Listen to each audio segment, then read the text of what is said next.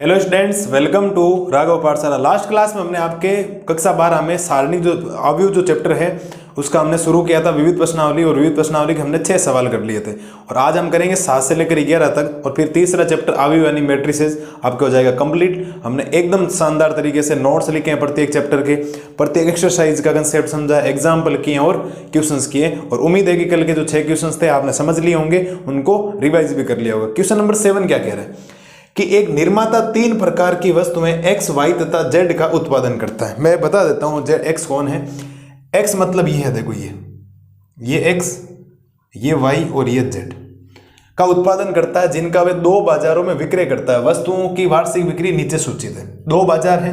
First बाजार में 10,000 है एक्स का मान, सेकंड में वाई का मान, फर्स्ट में वाई का मान 2,000 है, जेड का मान 18,000 है, दूसरे में 6,000, 20,000 और 8,000। आपको 2 सवाल दे रखे। ऐसा सिंपल सवाल है, ज़्यादा कोई दिक्कत है नहीं। 2 चीज़ें पूछता हूँ, एक तो विक्रय मूल्य होता है, एक क्रय मूल्य होता है। एक कॉस्ट प्राइस होती है, एक सेलिंग प्राइस होती है। आप क्या समझते हैं? क्रय मूल्य का मतलब होता है कि कॉस्ट प्राइस, यानी आपने उसको कितने में खरीदा, कितने में खरीदा। और विक्रय मूल्य का मतलब होता है सेलिंग प्राइस, यानी उसको आपने कितने में बेचा। अगर आप जितने में खरीदते उससे ज़्यादा में बेचोगे तो आपको लाभ होगा, और जितने में खरीदा और उससे कम में बेचो हानि होगी। तो ये तो बात आपको पता है कि अगर क्रय मूल्य ज़्यादा है, क्रय मूल्य ज्यादा है और विक्रय मूल्य कम में बेचा, इसका मतलब हानि हुई है। और विक्रय मूल्य ज्यादा है और क्रय मूल्य कम है, मतलब ज्यादा में बेचा है और कम में लाए हो, इसका मतलब लाभ हुआ। तो सवाल पढ़े।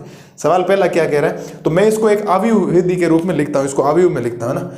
ये जो जानकारी दी गई है ना, इसको ए में लिखता हूं। पहले किसके रूप में लिखता हूं? इसको ए के रूप में लिखता हूं। मैं इसको ए मान लेता हूं। ये जो जानकारी आपको दी, क्योंकि मुझे अवयव के रूप में लिखना पड़ेगा किसी भी जानकारी को। तो अवयव के रूप में लिखोगे, ध्यान लिखेंगे हम 10,000, या हम लिखेंगे 6,000, या हम लिखेंगे 2,000, ठीक है। और या हम लिखेंगे 20,000, या हम लिखेंगे 18,000, और या हम लिखेंगे 8,000। ये हमने इसको लिख दिया। लिखा या नहीं लिखा? अब पहला सवाल आप ध्यान से देखें। ए हमने मान लिया, इसका पहला सवाल ध्यान से देखना। पहले सवाल में मुझे एक अवयव मानना पड़ेगा बी। क्या मानना पड़ेगा? बी। और मैंने आपको एक सवाल आगे भी समझाया, अगर एक को आपने ऐसे पंक्ति के रूप में मान लिया, दूसरे को स्तंभ के रूप में मानना, क्योंकि गुणा करना पड़ेगा। क्यों? क्योंकि बेटा जी इसकी कोटि है आपकी 2 पंक्तियां हैं, 3 स्तंभ है। तो अब यहां पर 3 पंक्तियां होनी चाहिए, तभी तो होगा। क्योंकि गुणा करने के लिए आपको सीधी चीज बताई गई है कि अवयव ए में स्तंभों की संख्या अवयव बी में पंक्तियों की संख्या के बराबर होना चाहिए। इतना जल्दी भूल तो नहीं ना जो चीज हमने की थी? बिल्कुल साहब। अब देखो, यदि एक्स, वाई तथा जेड की प्रत्येक बिक्री का विक्रय मूल्य, कि विक्रय मूल्य हमने खरीदा कितने में, इसको बेचा कितने में, इसको 2.50 में एक्स को, फिर इसको बेचा 1.50 में, और फिर आगे को बेचा 1 रुपये में। ये हमने मान लिया बी। और बोला है कि प्रत्येक बाजार में कुल आय ज्ञात कीजिए। तो आप लिखेंगे अतः, अतः कुल आय बराबर, कुल आय का मतलब हो जाएगा ए को मुझे किससे गुणा करना पड़ेगा साहब? बी से गुणा करना पड़ेगा। ए को मुझे किससे गुणा करना पड़ेगा? बी से गुणा करना पड़ेगा। बोलो ये इस बात में कोई दिक्कत है क्या? कुल आय हमें ए बी निकालनी पड़ेगी, तभी तो पता लगे इतना हमने बेचा और उसकी विक्रय मूल्य ही आया। तो आपके पास कुल आय आ जाएगी बराबर, पहले ए की बात करते हैं। ए ये रहा 10,000, 6,000, फिर आ जाएगा 2,000, ठीक है। और नीचे यहां लिखा है 20,000, और यहां लिखा है 18,000, और ये है 8,000। दोनों की आपको विक्रय मूल्य बताना कि हमने कितने में खरीदा इसको, ठीक है, बेचा कितने में। क्योंकि विक्रय मूल्य क्रम से ये बेचने का, इसको इतने में बेचा, विक्रय मूल्य आएगा कि ये फर्स्ट बाजार है, सेकंड बाजार है। ध्यान रखना, वो लिखा है साइड में, देखो बाजार फर्स्ट और सेकंड। और यहां पर अगर बी की बात करोगे तो बी आपके पास ये रहा 2.50, 1.50 और 1.00, ये आपके पास है। तो ये आ जाएगा आपके पास, गुणा करो सब। देखो पहली बात तो ये जो 10,000 है वो गुणा होगा 2.50 से, प्लस 2,000 गुणा होगा 1.50 से, प्लस 18,000 गुणा होगा 1 से। ये तो 1 ही लिखो, 1.0 बार बार क्यों लिख रहे हो? फिर ये जो 6,000 है वो गुणा होगा 2.50 से प्लस 20,000 गुणा होगा 1.50 से प्लस और 8,000 गुणा हो जाएगा आपके 1 से। ठीक है, तो आपके पास कुल आय आएगी। अभी देखो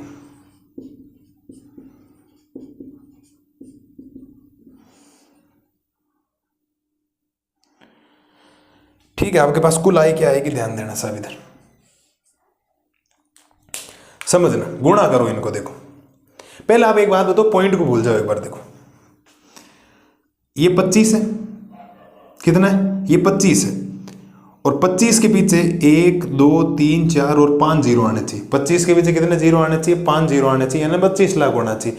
लेकिन 2 जीरो तो पॉइंट वाले हटाने पड़ेंगे, तो ये एक्चुअल में 25 के पीछे 3 ही जीरो बचेंगे, यानी ये 25,000 बना देगा। बोलो हाँ या ना, बिल्कुल। और ये देखो पॉइंट अगर भूल जाओ तो 15 को 2 से गुणा करो 30, 30 के पीछे ये आने चाहिए, मतलब ये 3,000 बनेगा और ये बनेगा 18,000।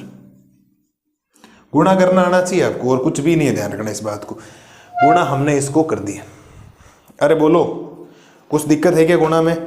कोई दिक्कत गुणा में नहीं होनी चाहिए, इस बात को आप ध्यान रखना। नीचे जब गुणा करोगे तो इनका गुणा अगर आप करोगे तो 6,000 को 2.50 से गुणा करो। अरे गुणा करो, कितना आना चाहिए, ये आएगा 15,000। कितना आएगा 15,000 प्लस इनको गुणा करो, 20,000 को 1.50 से गुणा करो तो ये आ जाएगा आपके पास 30,000 प्लस इसको गुणा करोगे तो 8,000 ही रहेगा। कोई दिक्कत नहीं, गुणा करना है आपको बेहतरीन तरीके से, ध्यान रखना। और अगर आप कुल आय की बात करेंगे तो आपके पास आएगा 25,000 और 3,000, 28,000, 28 और 18 हो गया आपके पास 46,000, और ये हो जाएगा देखो 53,000। 46,000 और 53,000, शायद एकदम आइडिया मेरा सही कह रहा है, कोई गलती नहीं होनी चाहिए, बिल्कुल। आप लिखेंगे अतः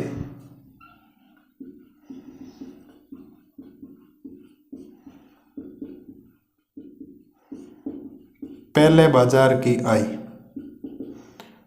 और दूसरे बाजार की आय।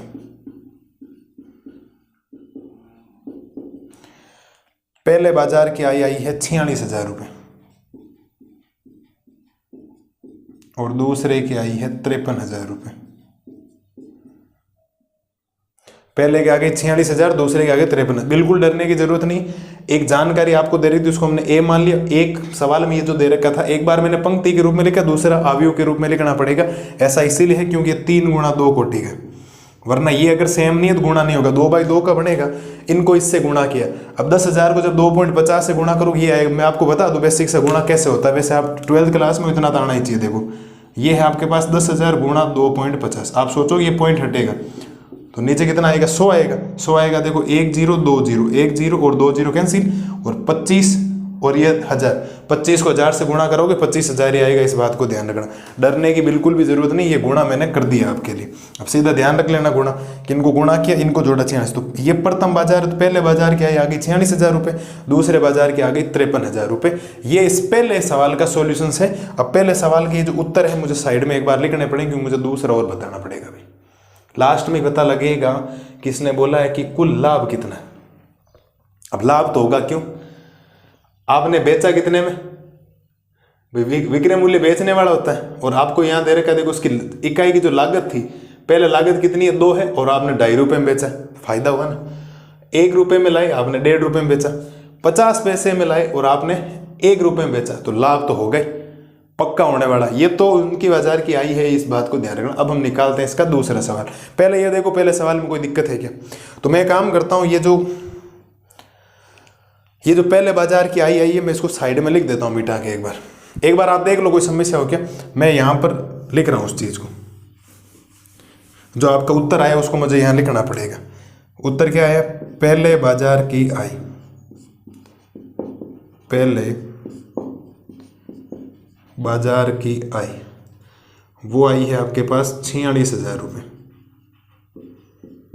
ठीक है सर।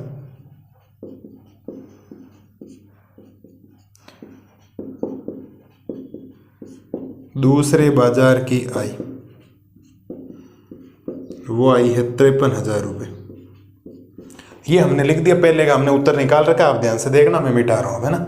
पहला सवाल, ये तो आई की बात हुई हमारे पास कि इतनी आई हमें मालूम चली कि इतनी आई इससे बनी, पहले बाजार और दूसरे बाजार से। अब ध्यान दें साहब, अब दूसरे सवाल को करते हैं इसके। कौन से सवाल को करते हैं? दूसरे सवाल को। और दूसरे सवाल हम सी मानेंगे इस बार। क्या मानेंगे? सी, क्योंकि बी तो हमने पहले वाले को मान लिया था। सी मानेंगे तो आपके पास 2 रुपये हैं तो हम यहाँ 2 लिखेंगे, 2.00, फिर है 1.00। अब 50 पैसे हैं, 50 पैसे को रुपए में चेंज करोगे तो 0.50 लिखना पड़ेगा। इस बात को ध्यान रखना सब, इस बात को क्या रखना आप? ध्यान रखना, मुझे कोई दिक्कत नहीं होनी चाहिए। ये तो सेम ही रहेगा। अब ये होगा, अब लाभ ज्ञात करना है तो इसको इससे गुणा करेंगे तो लाभ होगा। कितना लाभ होगा वो लास्ट में मैं बता दूं कितना होगा, क्योंकि ये तो आई है, मुझे खरीदने वाला मिला है कि इतने इतने मैंने खरीदा है, ये मैंने बेचा है, क्योंकि बोला था ना विक्रय मूल्य, बेचने वाला और खरीदने वाला ये है कि लागत मेरी कितनी लगी थी, ये लगी थी। अब लागत कितनी है? अब जो बचेगा पहले बाजार से जो रेट आएगी उसको 46,000 में से मैं घटाऊंगा और दूसरे की जो आएगी उसको 53,000 में से घटाऊंगा और देखूंगा मेरी लागत में, क्योंकि मैंने ये बेचने वाला काम किया कि मैंने पहले बाजार से जो टोटल इनकम अर्जित की वो 46,000 रुपए की है और दूसरे से कितनी की? 53,000 की। अब मैं गुणा करूंगा, देखूंगा विक्रय मूल्य क्रय मूल्य कितना है, तो मैं अपने आप ही लाभ आ जाएगा मेरे पास। तो ध्यान देना सर, ये हमने लिखा और ये पैसे है 50 तो मैंने इसको 0.5 लिख दिया। आप लिखेंगे कुल लाभ बराबर, कुल लाभ बराबर ए को किससे गुणा करना है सर? सी से गुणा करना है। इधर ध्यान दीजिए सर, ए को सी से गुणा करोगे तो यहां लिखोगे आप 10,000, यहां लिखोगे आप 6,000, ये हो गया 2,000, ये हो गया 20,000, ये हो गया 18,000 और ये हो गया 8,000, ये हो गया 2, ये हो गया 1, ये हो गया 0.50। तो मैं ऐसे ही लिख रहा हूँ, वो 2.00 लिखने की जरूरत नहीं। गुणा करो सर, गुणा करोगे तो देखो ये 10,000 है, 10,000 को 2 से गुणा करोगे तो ये 20,000 हो जाएगा, प्लस 2,000 को 1 से गुणा करोगे तो ये हो जाएगा 2,000, प्लस अब 18,000 को 0.50 से गुणा करोगे, 18,000 को जब 0.50 से आप गुणा करोगे तो ये बन जाएगा 9,000, क्योंकि आधा हो जाएगा ना 0.50, ये हो जाएगा आपके पास 9,000। 6,000 को 2 से गुणा करोगे तो ये बन जाएगा 12,000, 20,000 को 1 से गुणा करोगे तो ये बन जाएगा 20,000 और 8,000 को 50 से इससे 0.50 से करोगे तो ये बन जाएगा 4,000। क्या बात बेटा मैं एकदम सही कह रहा हूं क्या? बिल्कुल सही कह रहा हूं। आपके पास कुल लाभ बराबर,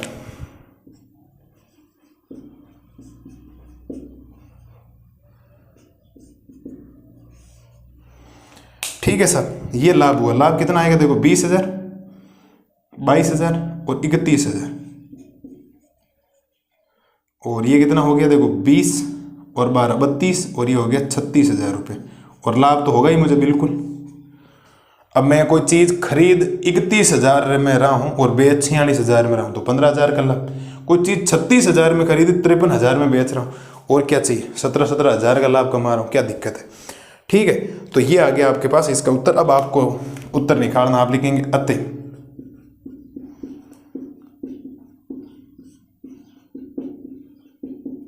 पहले बाजार से लाभ बराबर पहले बाजार से लाभ। अब देखो पहले बाजार से लाभ कैसा पता लगेगा? पहले बाजार में मैंने कोई चीज बेची कितने में? 46,000 में और खरीदी कितनी? 31,000 में। तो मेरे पास जो लाभ आएगा वो आएगा 15,000 रुपये का।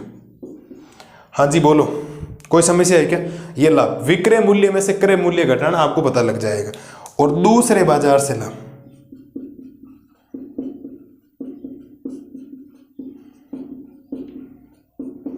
दूसरे बाजार में मैंने जो चीज बेची वो बेची 53,000 की। कितने में बेची?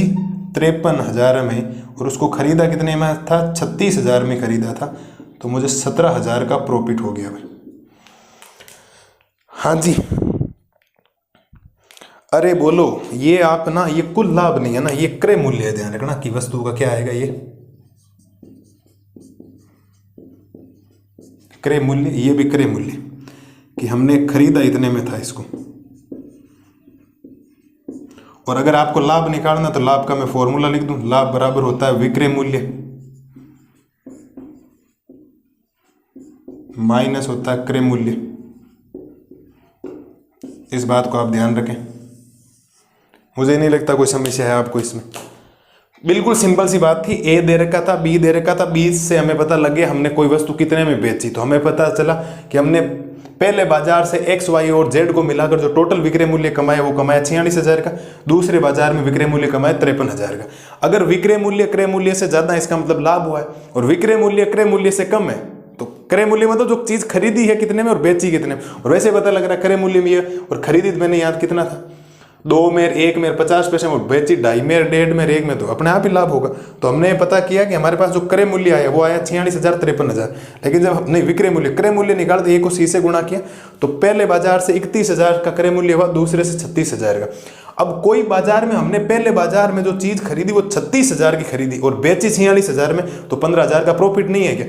और दूसरी बार में हमने जो चीज 36,000 में खरीदी उसको 53,000 में बेचा, इसका मतलब 17,000 का लाभ हो गया। और लाभ निकालने के लिए विक्रय मूल्य में से क्रय मूल्य घटाना, विक्रय मूल्य 46,000, क्रय मूल्य 31,000 पहले बाजार में, तो 15,000 का लाभ, दूसरे में विक्रय मूल्य 53,000, लाभ क्रय मूल्य कितना 36,000, तो 17,000 का लाभ हो गया।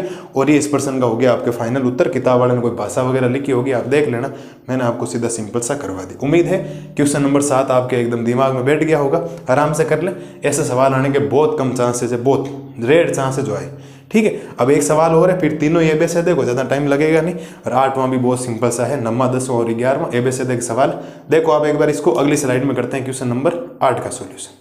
अब देखो करते हैं क्वेश्चन नंबर 8 का सॉल्यूशन। 8 आपके जो हमने उदाहरण नंबर कल किया था मिसलेनियस विविध का परसों क्लास में, उदाहरण नंबर वो डी अवयव ज्ञात करना, वैसे ही उसने बोला है कि अवयव x ज्ञात कीजिए यदि ये x गुणा हो रहा है इससे और बराबर में है। पहली बात तो आप थोड़ा चीज समझे।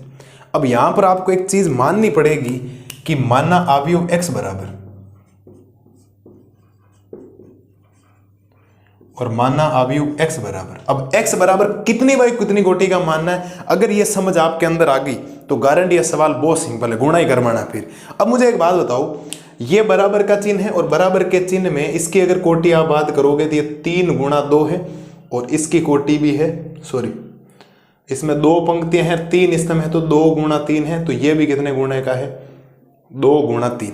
तो पहली शर्त तो यह है, अगर आपको दो अवयवों की तुलना करवानी है तो इधर गुणा होने के बाद भी जो अवयव बढ़ना चाहिए वो कितने को बाई को इतने बढ़ना चाहिए 2 गुणा 3, तभी तो संगत अवयव क्या होंगे एक दूसरे के बराबर होंगे। तो इधर 2 गुणा 3 है तो लास्ट में इधर भी गुणा होने पर क्या बढ़ना चाहिए 2 गुणा 3। और गुणा होने के लिए पहले वाले में पंक्तियों की संख्या स्तंभों की संख्या दूसरे वाले पंक्तियों की संख्या बराबर होनी चाहिए। यहाँ पंक्तियां हैं 2 तो वहां पर स्तंभ होने चाहिए 2 और 2 गुणा 2 कोटि का बनाना, तो मुझे x जो मानना पड़ेगा वो मानना पड़ेगा 2 गुणा 2 कोटि का। क्यों? क्योंकि 2 से 2 समान होगा, नया बनेगा 2 गुणा 3 और नया मुझे 2 गुणा 3 चाहिए। और मैं मान लेता हूं A B C और D। ये बात पल्ले पड़ी या नहीं पड़ी मेरे लाल और लालियों को, ये बात बहुत जरूरी है, बहुत इंपॉर्टेंट है जो आपको समझना है। अगर ये बात नहीं समझी तो मामला पेचीदा हो जाएगा। आपको कोटि सोचनी पड़ेगी, मुझे 2 बाई 2 कोटि का क्यों सोचा है मैंने, इस बात को ध्यान रखना। अब गुणा हो जाएगा आराम से, कुछ भी दिक्कत नहीं आएगी। अब जो बात आपको दे रखी वो बात लिखें, तो पहले x दे रखा तो x की जगह आप लिखेंगे A B C और क्या लिखेंगे D लिखेंगे सर। और फिर 1 2 3 4 5 और ये हो जाएगा 6 बराबर है -7 -8 और -9 2 4 और 6। मुझे नहीं लगता कोई समस्या है, ये मानना बहुत जरूरी हो गया। ठीक है, अगर मेरे पास ABCD का मान आ गया तो मेरे पास x आ जाएगा, मैं मान रख दूंगा, मैंने वैसे सवाल करवा रखा आपको ऑलरेडी। गुणा करो सर, A को 1 से गुणा करोगे A प्लस B को 4 से गुणा करोगे 4B, A को 2 से गुणा करोगे 2A, B को 5B से गुणा करोगे प्लस का 5B, A को 3 से गुणा करोगे 3A, B को 6 से गुणा करोगे 6B, C को 1 से गुणा करोगे C, 4 को D से गुणा करोगे 4D। ठीक है सर, और C को 2 से गुणा करोगे 2C प्लस D को 5 से गुणा करोगे 5D। ठीक है सर, C को 3 से गुणा करोगे 3C और D को 6 से गुणा करोगे 6D और बराबर हो जाएगा -7 2 -8 4 -9 और 6। मुझे नहीं लगता कोई दिक्कत है, गुणा भाग हमने खूब सारे कर रखे हैं, कोई दिक्कत नहीं। अब आपको अवयवों की तुलना करनी है, आप लिखेंगे संगत या लिख दो अवयव की तुलना करने पर, अवयव की अवयवों की तुलना करने पर, अगर आप अवयवों की तुलना करेंगे तो ऐसे 6 अवयव आ रहे हैं, लेकिन आप 4 समीकरण बना दो क्योंकि मुझे 4 समीकरण चाहिए। तो मैं पहला समीकरण आपके लिए बना देता हूं। पहला शुरुआत से बना दो, a + 4b बराबर -7 समीकरण संख्या 1। पहले वाला पहले वाले के बराबर होगा। अब b वाला यहां से बना दो, कहीं से बना दो, b सब जगह है, कोई जरूरी नहीं एक जगह से बनाना हमें। तो ये बना दो 2a + का 5b बराबर हो जाएगा -8 समीकरण संख्या 2। अब यहां से b बनाने की जरूरत नहीं, c से देखो यार, c + 4d बराबर हो जाएगा 2 समीकरण संख्या कितना 3। और यहां से c और बना दो, 2c + 5d बराबर कितना हो जाएगा 4 समीकरण संख्या 5। मुझे नहीं लगता कोई समस्या है मेरे लाल और लालियों को। मैंने 6 नहीं लिए, मैंने 4 लिए क्योंकि मुझे मान कितने चाहिए 4। क्यों इनको बराबर करना, इनको मैंने बराबर नहीं किया, छोड़ दिया इनको। अब आप एक बात बताओ, या तो आप विलोपन विधि लगा दो, वरना प्रतिस्थापन से भी काम हो रहा है। कैसे? ये जो समीकरण आपको दिखाई दे रहा है, इसको थोड़ा आगे बढ़ाओ। इसको आगे बढ़ाओगे तो आप कह सकते हो a बराबर -7 माइनस का 4b नहीं लिख सकते क्या? अरे बोलो, यहां से a का मान निकाला और ये रख दो समीकरण संख्या कितना 5। इस समीकरण से मैं c का मान निकाल देता हूं। मैं यहां से c बराबर कह सकता हूं 2 माइनस का 4d। अरे बोलो मेरे लाल और लालियों, समीकरण संख्या 6। ताकि मैंने इसीलिए मान निकाला है कि ये जो a का मान आया, मैं समीकरण संख्या रखूंगा 2 में। किस में रखूंगा? समीकरण 2 में। तो मेरे पास b का मान आ जाएगा, b का मान उठा के मैं समीकरण 5 में रखूंगा तो 1 आ जाएगा। ये c का मान उठा के मैं 4 में रखूंगा तो मेरे पास d का मान आ जाएगा। d का मान उठाकर यहां रखूंगा, मेरे पास c का मान आ जाएगा। अगर मेरे पास a, b, c, d आ गए तो मेरे पास कौन आ जाएगा भाई? अभिव्यक्त आ जाएगा। क्या दिक्कत है? इधर ध्यान दें सर। आप लिखेंगे समीकरण 5 से, समीकरण 5 से c यानी a का मान, a का मान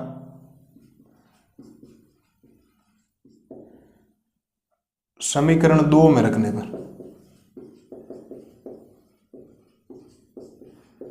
किस में रखने पर? समीकरण 2 में। और समीकरण 2 ये रहा। समीकरण 2 है आपके पास 2a + का 5b बराबर कितना है -8। तो ये तो हो जाएगा 2 की जगह 2 और a का मान ये रहा, देखो -7 और -4b और प्लस का 5b बराबर हो जाएगा -8। 2 अंदर भेजो, -14 -8b प्लस का 5b बराबर -8। तो ये गुणा करोगे तो ये -3b बचेगा, -8 प्लस -14 उधर गया, +14 तो 3b बराबर ये 6 बचेगा, -3b बराबर b बराबर हो जाएगा 6 बटा -3। b का मान आ जाएगा बेटा जी -2। b का मान कितना आ जाएगा? -2। मुझे नहीं लगता कोई समस्या है आपको। अब ये b का मान उठा कर रख दो समीकरण संख्या 5 में। ठीक है, आप लिखेंगे b बराबर -2 समीकरण 5 में रखने पर। समीकरण 5 है आपका a बराबर -7 माइनस का 4b। तो a बराबर -7 - 4 गुणा b का मान है -2। तो a बराबर -7 माइनस गुणा हो गए प्लस, और ये बनेगा 8। और a का मान कितना आएगा बेटा? 1 आएगा साहब। a का मान कितना आ जाएगा आपके पास? 1 आ जाएगा। मुझे नहीं लगता कोई दिक्कत होनी चाहिए आपको। अब ये c का मान उठा कर रख दो समीकरण संख्या कितने में? 6 वाला रख दो 4 में। आप लिखेंगे समीकरण 6 से c का मान समीकरण 4 में रखने पर, समीकरण 4 में रखने पर, और समीकरण 4 है आपके पास में 2c प्लस का 5d और बराबर में है 4। ठीक है सर, ये हो जाएगा 2 की जगह 2 और c का मान है आपके पास 2 - 4d प्लस 5d बराबर 4। गुणा करोगे तो 4 माइनस का 8d प्लस का 5d बराबर 4। ये -3d बचेगा 4, -4 हो जाएगा प्लस का 4 उधर जाने पर, -3d बराबर 0, d बराबर 0 बटा -3, d का मान आ जाएगा 0। क्योंकि 0 बटा चाहे माइनस हो चाहे प्लस हो क्या आता है? जीरो ही आता है। अब डी का मान उठा के रख दो, किसमें, समीकरण 6 में। आप लिखेंगे डी बराबर 0 समीकरण 6 में रखने पर, समीकरण 6 में रखने पर, और समीकरण 6 है आपका c बराबर 2 - 4d, तो c बराबर 2 - 4 गुणा 0, c बराबर 2 - 0, c का मान कितना आ जाएगा आपके पास 2 आ जाएगा, c का मान कितना आ जाएगा आपके पास 2 आ जाएगा। ठीक है, ये आ गया c का मान आपके पास 2। अब अगर c ये सारे आ गए तो आपके पास x भी आ जाएगा, मैं यहाँ लिख रहा हूँ, बाकी आप नीचे ही लिखना, मैं ऊपर जगह मेरे पास है तो मैं यहाँ लिख देता हूँ। तो a का मान कितना आया मेरे पास 1, b का मेरे पास कितना आया -2, c का मान कितना आया मेरे पास 2, और d का मान कितना आया 0। ये इस प्रश्न का हो जाएगा आपके पास फाइनल उत्तर। मैं आंसर शीट चेक कर लूँ, 1 - 2 और 2 और 0, मुझे नहीं लगता कोई समस्या है। वापिस एक बार रिपीट कर रहा हूँ, समझ लें क्या कहानी की है। पहले तो अवयव x मानना, 2/2 कोटि का क्यों मानना, रीजन मैंने दे दिया। गुणा करवाए, 4 समीकरण बने, 1 2 3 4, मैंने इनको लिए ही नहीं, आप 6 मत बनाओ, 2 ही बनाओ। अब हमने विलोप प्रतिस्थापन वृद्धि लगे, गुणा बाकी है, जैसे जैसे मान रखते गए ABCD के मान आ गए, और ABCD आ गया तो आपके पास x भी आ जाएगा। मुझे नहीं लगता कोई समस्या होनी चाहिए आपको, किसी भी प्रकार की कोई समस्या कुछ भी नहीं है सवाल के अंदर, केवल बड़ा देखने में था। ये x सोचना जरूरी कि 2/2 कोटि का, क्यों सोचा कि गुणा करने का तरीका पता होना चाहिए। अगर गुणन का नियम पता है तो यहाँ आप सोच लो कि 2/2 कोटि का, इस बात को विशेष तौर पर ध्यान रखना। उम्मीद है कोई दिक्कत नहीं। यहाँ आप विलोपन विधि भी लगा सकते थे, पहले इसको 2 से गुणा करना पड़ता, फिर घटाना पड़ता, इतनी माथापच्ची नहीं कर।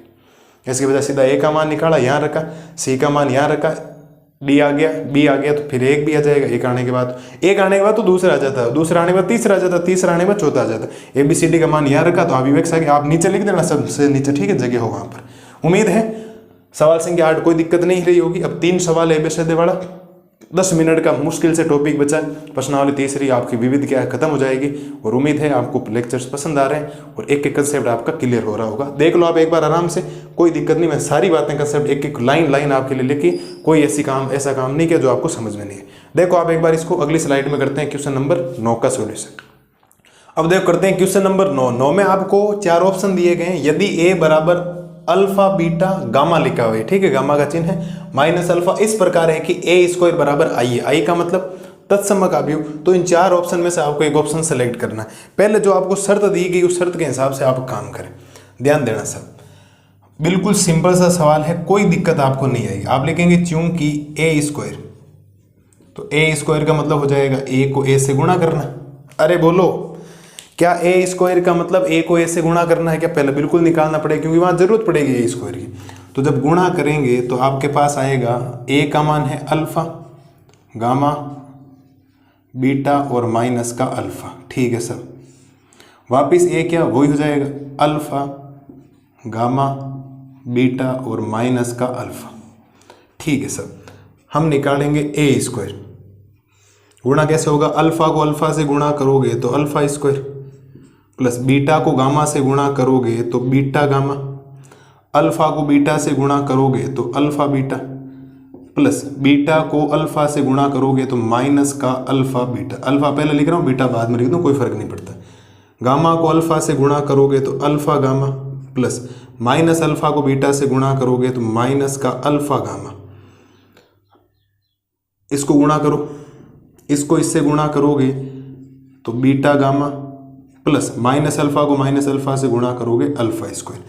जब आप थोड़ी कैलकुलेशन देखेंगे तो ये प्लस का ये माइनस का कैंसिल, ये प्लस का ये माइनस का क्या हो जाएगा, कैंसिल हो जाएगा। और फाइनल जो आपके पास a² बचेगा वो बचेगा आपके पास अल्फा² प्लस बीटा गामा, और यहाँ बचेगा 0, यहाँ पर भी 0, और यहाँ बचेगा अल्फा² पहले लिख दूँ फिर बीटा गामा, ये हो जाएगा। अब आप लिखेंगे चूंकि दिया गया, मैं यहाँ लिख रहा हूँ, आप लिखेंगे चूंकि दिया गया है कि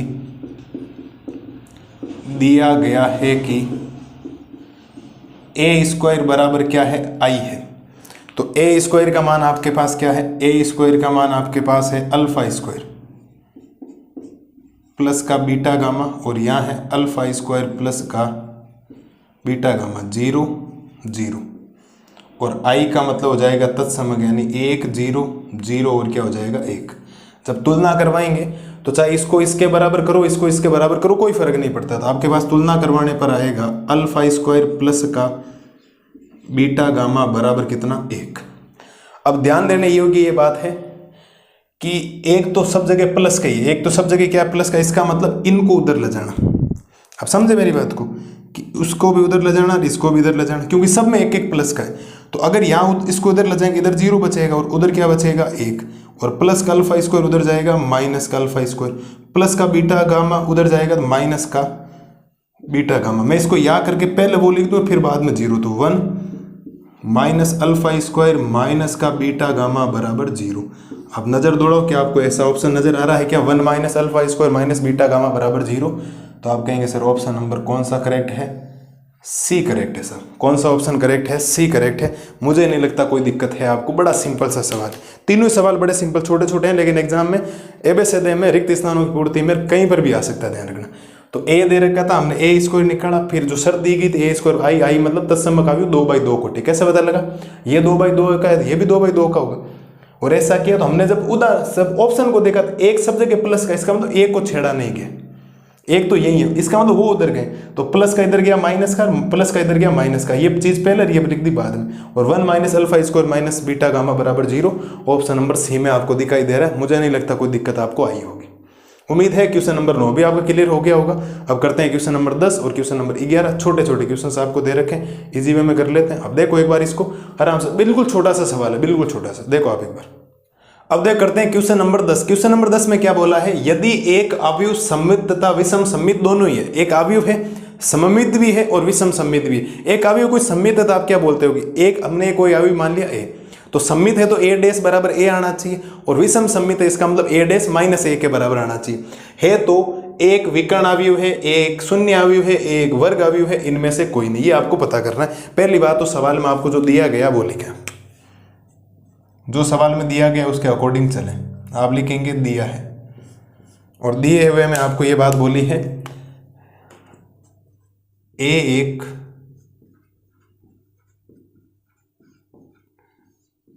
एक सममित अवयव है, ए एक सममित अवयव है, अर्थात जो ए डैश है साहब किसके बराबर आना चाहिए, एक है, इसको देंगे हम समीकरण संख्या 1। बात सही है। तथा ए एक विषम सममित अवयव है, दोनों ही बोला कि दोनों ही है, ध्यान रखना, विषम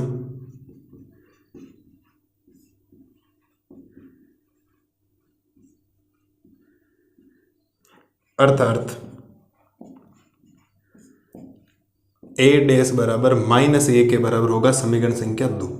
बोलो साहब कोई समस्या, कोई एक अवयव हमने मान लिया ए, बोला दोनों ही बोला है कि ये सममित भी है और विषम सममित भी है। अगर ये सममित अवयव है तो ए डैश ए के बराबर होना चाहिए, अगर ये विषम सममित है तो ए डैश माइनस ए के बराबर होना चाहिए। अब दोनों समीकरणों को जोड़ दो, क्योंकि जुड़ रहे हैं, क्या कर दो, इनको जोड़ दो। आप लिखेंगे समीकरण 1 वे समीकरण 2 को जोड़ने पर, और जब दोनों समीकरणों को आप जोड़ेंगे तो ए डैश में ए जुड़ेगा, ए डैश प्लस ए डैश बराबर ए प्लस माइनस ए जुड़ जाएगा। ए डैश और ए डैश क्या हो जाएगा 2 ए डैश, और ए में से ए चला जाएगा, क्या बचेगा 0। तो ए डैश बराबर हो जाएगा 0/2, और ए डैश किसके बराबर आ गया 0 के। अगर ए डैश 0 के बराबर हो गया इसका मतलब ये कौन सा अवयव है आपका, एक, अरे बोलो कौन सा अवयव है, वो है एक शून्य अवयव। बोलो बात समझ में आई या नहीं है, बिल्कुल छोटा सा सवाल है, इससे ज्यादा कुछ इजी मैथमेटिक्स में है इससे कुछ इजी। कोई मैथमेटिक्स हार्ड लगती है आपको, है इससे सिंपल कोई मैथमेटिक्स, अरे नहीं है भाई। अगर पढ़ोगे नहीं, कंसेप्ट क्लियर नहीं होंगे फिर तो मैथमेटिक्स हार्ड है, अगर कंसेप्ट क्लियर है तो क्या है, मैथमेटिक्स बहुत सिंपल है, ज्यादा कोई दिक्कत आपको नहीं आएगी। उम्मीद है इजी वे में क्लियर हो गया। ए डैश 0 के बराबर है तो ए भी क्या होगा 0 ही होगा, क्यों, अब ए का ही ए डैश निकालते हो, ए डैश ही तो ए का निकालते हो, ए अगर 0 है तो ए डैश भी तो 0 आएगा, तभी तो आता है। जब ए 0 है इसका मतलब ए डैश 0 है, और अगर ए डैश 0 इसका मतलब ए एक शून्य अवयव है। ये मैं 100% गारंटी के साथ कह सकता हूँ। अगर ए 0 लिखा, सपोज 0 लिखा, उसका ए डैश भी क्या आएगा 0 0 0 0 0, चाहे 2/2 कोटि का, चाहे 3/3 कोटि का, चाहे 4/4 कोटि का, कितने के ले लो। बात समझ में आई या नहीं आई, बिल्कुल आई, सिंपल सा था। हमने समीकरण 1 और 2 को जोड़ दिया तो ये प्लस का है माइनस का है कैंसिल हो गया, 0 आ गया। उम्मीद है कोई दिक्कत आपको नहीं रही होगी 10वें सवाल में। एक सवाल और बचा है क्वेश्चन नंबर 11, वो भी बहुत शानदार सवाल है, उसके भी कंसेप्ट मैंने सारे बता रखे हैं। अगली स्लाइड में उसको करते हैं, फिर विविध प्रश्नावली आपकी क्या हो जाएगी, खत्म। देखो आप एक बार इसको। अब देखो क्वेश्चन नंबर करते हैं 11वां सवाल क्या कह रहा है, यदि a एक वर्ग अवयव इस प्रकार है कि a स्क्वायर को आप a लिख सकते हो और a को आप क्या लिख सकते हो, a स्क्वायर लिख सकते हो, इसका मतलब a स्क्वायर बराबर a है, तो इसका मान आपको इसमें से बताना है। बड़ा सिंपल सा सवाल है, ध्यान देना सा। पहली कंडीशन तो है आपको जो चीज दी गई वो हम लिखेंगे। अब लिखेंगे दिया है या दिया गया है, एक ही बात है, ठीक है। दिया गया ये है कि हम a स्क्वायर को आप क्या लिख सकते हो, जहां पर भी a स्क्वायर होगा उसको मैं शॉर्टकट में क्या लिख सकता हूं, a लिख सकता हूं। इसका मतलब a स्क्वायर और a मेरा बराबर है। और आपसे मान पूछा गया है साहब, आपसे मान पूछा गया, आप लिखेंगे अतः i प्लस a का होल क्यूब -7 है, इसका मान आपसे पूछा गया। पहली बात बताओ, ये कोई सर्व समीकरण नहीं है क्या? ये देखो a प्लस बी का whole cube, a plus b का होल क्यूब नहीं है क्या? ये देखो a प्लस बी का होल क्यूब। बोलो साहब a प्लस बी का होल क्यूब क्या होता है? अरे बोलो मुन्ना, a प्लस बी का होल क्यूब क्या होता है? a प्लस बी का होल क्यूब बोलो। आप लिखेंगे सर a क्यूब प्लस का 3a square b plus 3ab square और प्लस में होता है b क्यूब। सही बात है, बिल्कुल सही बात है, मेरे हिसाब से कोई दिक्कत आपको नहीं होनी चाहिए। तो यहाँ पर a क्यूब यानी कि i का क्यूब, बिल्कुल i का क्यूब सब, प्लस 3a स्क्वायर यानी कि i स्क्वायर और a का मतलब b का मतलब हो गया a, प्लस 3ab स्क्वायर यानी कि a स्क्वायर और b क्यूब यानी कि a का क्यूब और माइनस का 7a। जो मान मेरे समीकरण में था, मेरे पास यहाँ जो a का काम कर रहा है, ये i मेरे a का काम कर रहा है और a मेरे किसका काम कर रहा है, b का काम कर रहा है। देखो a क्यूब यानी i cube plus 3a square b plus 3ab square plus b cube minus का 7 है। ठीक है सर, i की कितनी घात हो, हमेशा ही i आता है, इस बात को विशेष तौर पर गांठ बांध लेना।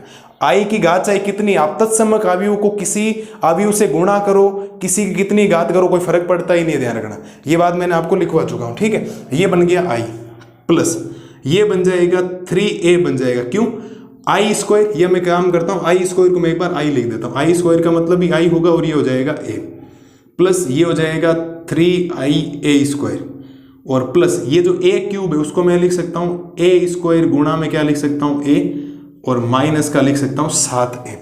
ध्यान रखना, आई की चाहे कितनी घात करते हैं, तत्समक अवयव की कितनी घात करते हैं, क्योंकि वहां तत्समक अवयव में क्या होता है 1 0 0 1 या 1 0 0 0 1 0 0 0 1 होता है। तो आप आई की कितनी घात करते हैं, एक की घात क्या करोगे, एक ही आएगा। तत्समक अवयव की कितनी घात कर दो या किसी अवयव को तत्समक अवयव से गुणा कर दो, कोई भी फर्क नहीं पड़ता है। तो आई क्यूब तो आई के बराबर हो गया, तो ये बन जाएगा आई प्लस। अब देखो यहाँ तो है 3 और आई को a से गुणा करोगे तो ये a ही बनेगा, इस बात को ध्यान रखना, कोई फर्क नहीं पड़ेगा। प्लस ये हो गया 3, ये है i से गुणा करोगे तो भी ये a स्क्वायर बनेगा, प्लस ये हो गया a square dot a minus का 7a। मैं लिख देता हूं आपके लिए एक रीजन कि आप i को a से गुणा करो या a को i से गुणा करो, हमेशा ही a ही आता है, इस बात को ध्यान रखना। अब चाहे किसी से गुणा कर दो, किसी भी अवयव को, यहाँ a स्क्वायर होगा मतलब किसी अवयव को किसी तत्समक से गुणा करने पर कभी फर्क नहीं पड़ता है, वो वही अवयव आता है। जैसे b को i से गुणा करो तो भी b आएगा, b को i की घात 4 से गुणा करोगे तो भी क्या आएगा, b आएगा, इस बात को ध्यान रखना। अब बेटा ध्यान देना थोड़ा सा, आप लिखेंगे ये तो बना i प्लस ये बन गया 3a प्लस ये बन गया 3, ये देखो क्या दिखाई दे रहा है a स्क्वायर, और a स्क्वायर को मैं a लिख सकता हूँ, ये बन गया मेरे पास a प्लस ये क्या है a स्क्वायर को क्या लिख सकता हूँ a डॉट, ये हो गया a माइनस बन गया 7a बराबर ये बनेगा i प्लस 3a और a जुड़ने पर कितना हो जाएगा 6a प्लस a को a से गुणा करोगे a स्क्वायर माइनस का 7a, ये बनेगा आपके पास i plus 6a plus a square को मैं क्या लिख सकता हूँ वापिस a माइनस का 7a बराबर i प्लस 6a और a जुड़ने पर हो जाएगा 7a माइनस का 7 है प्लस का 7 है माइनस का 7 है कैंसिल, और उत्तर कितना आएगा आई आएगा, और आई आपके एक ऑप्शन में है, option number C. Option number कौन सा साहब, सी ऑप्शन। मुझे नहीं लगता कोई समस्या आपको है, बोलो साहब है मेरे लालो लाली को कोई समस्या? बिल्कुल कोई समस्या नहीं। एक शर्त दी गई थी ए स्क्वायर को आप ए लिख सकते हो, या ए प्लस बी का होल क्यूब लगाए। अब आई का क्यूब करोगे आई रहेगा, आई की कितनी घात कर दो प्लस 3 की जगह 3, आई स्क्वायर को आप आई लिखेंगे प्लस ए प्लस 3 और सेम ए क्यूब को मैंने दो भागों में बांट दिया, ए स्क्वायर डॉट है, क्यों ए स्क्वायर को मैं ए लिख सकता हूँ। ये तो बन गया आई प्लस 3, आई को ए से गुणा करो ए ही बनेगा, वो लिखा हुआ 3, और आई को ए स्क्वायर से गुणा तो भी ए स्क्वायर प्लस ये ए स्क्वायर ये सेम हो गया, आई प्लस 3 है प्लस ये 3 की जगह 3, ए स्क्वायर को मैं ए लिख रहा हूँ, ए स्क्वायर को क्या लिख दिया मैंने ए प्लस, इस ए स्क्वायर को ए लिख दिया और वापिस ए माइनस का 7 है, आई प्लस 3 है और 3 है जुड़ने पर 6a प्लस ए को ए से गुणा किया ए स्क्वायर माइनस 7 है, आई प्लस 6a और ए स्क्वायर को आपने ए लिखा माइनस 6a और ए कितना हो गया 7 है, 7a में 7 गया 0 यानी कट गया, आई बचा और आई आपका उत्तर हो गया। उम्मीद है प्रश्नावली जो तीसरी हमने शुरू की थी अभी आज से खूब टाइम पहले, वो बड़ा भी चैप्टर था, है सिंपल लेकिन सवाल ज़्यादा है। उम्मीद है लेक्चर आपको बढ़िया लगे होंगे, एक एक कंसेप्ट आपके क्लियर हो गए होंगे, और मुझे खुशी उसी में होता है कि आपके कंसेप्ट क्लियर हो जाए। बाकी टीचर को कुछ नहीं चाहिए किसी बच्चे से, है ना। मैं आपको जो पढ़ा रहा हूँ आपको लैंग्वेज मेरी समझ में आ जानी चाहिए, आपको कंसेप्ट क्लियर हो जानी चाहिए, इससे ज़्यादा मेरे इससे बड़ी खुशी है ही नहीं। मैं मेहनत कर लूँगा आपके लिए, कोई दिक्कत नहीं, वो हमेशा ही कर रहा हूँ। वीडियो का डेली अपलोड हो रहे हैं, 1 घंटे की मेहनत लगती है, 1 घंटे के वीडियो में पीछे 2-2.5 घंटे की मेहनत होती है ना। कितना लेक्चर बनाना, क्या करना, क्वेश्चंस में रोकना करना, एडिटिंग करना, सारा काम होता है। तो उम्मीद है लेक्चर पसंद आया होगा। मिलते हैं जल्दी नए वीडियो में नए जोश और जुनून के साथ। प्रश्नावली 4 यानी कि सारणी का सॉल्यूशंस लेके 4.5 और फिर विविध है, बड़ी है लेकिन सवाल सिंपल से हैं, ज़्यादा टाइम नहीं लगेगा। 4.4 तक तो ज़्यादा वैसे भी टाइम नहीं लगेगा, 4.5 में थोड़ा टाइम लगेगा।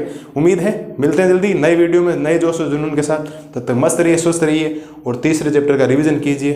Thank you.